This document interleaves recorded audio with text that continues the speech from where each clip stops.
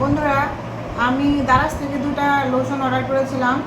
এখন এটার প্যাকেজিং এত খারাপ। দেখেন, আমি এটা খোলার আগেই দেখেন আমি দুটো এখনো খুলি নাই। দেখেন এটা প্যাকেজিংটা এখনো খুলি নাই পুরাটা। এদিকে হচ্ছে মুখটা, আর এইদিকে হচ্ছে এটার একটা সাইড। দেখেন কি অবস্থা ভিতরে।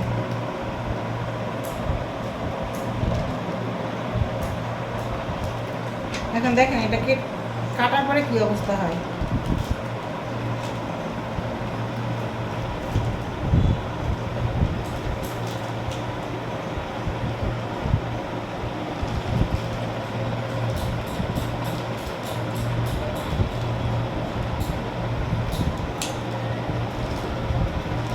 দেখেন এটার ভিতরে কি অবস্থা। তাদের প্যাকেজিং। দারাজ একটা সুনামধন্য প্রতিষ্ঠান, অনলাইন প্রতিষ্ঠান। দেখেন তাদের প্যাকেজিং যদি এরকম হয়, তাহলে অন্যান্য কোন প্রতিষ্ঠানের উপর আপনারা ভরসা করবেন? এটার প্যাকেজিং হচ্ছে এরকম, এটা পুরাটা এই অবস্থা হয়েছে। তাদের প্যাকেজিং এত খারাপ, এরকম একটা পলিথিনের মধ্যে দিয়া এটা তারা ডেলিভারি করছে, আর এটা খুলে এখানে অর্ধেক পড়েই গেছে। এই হচ্ছে দারাজের অবস্থা।